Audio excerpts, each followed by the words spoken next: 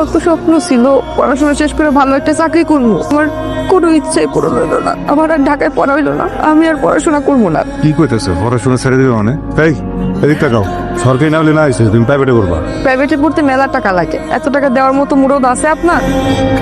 আমার আর পড়াশোনা হইব না। কাগজপাতি সবকিছু ঠিকই আছে, খাজনা দেওয়া বিটা, দোকানের কাগজও আছে।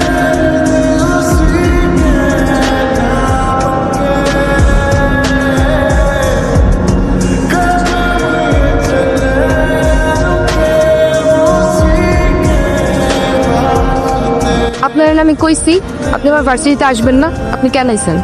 করে না সেমিস্টার ফি দিতে হইব, তখন তো টাকা পয়সা আছে কোনো লগে দিতে পারি নাই, ভাবু লাইছি টাকা। দেন পুরোটা আছে, পুরোটা আছে। গুইনা নিতে হইব না? না আমি বুঝলাম, চিন্তা করবো না।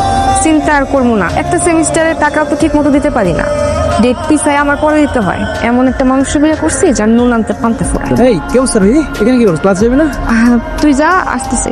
উনি কে, তোর রিলেটিভ? রিলেটিভ না, পরিচিত।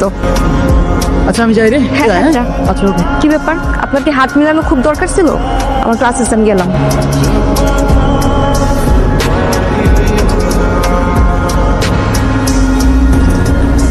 কি দেখুন করে? কি দেখে বলছো না? বুঝি না, বুঝাই বলো। I love you. I really don't know how to explain, but I really love you.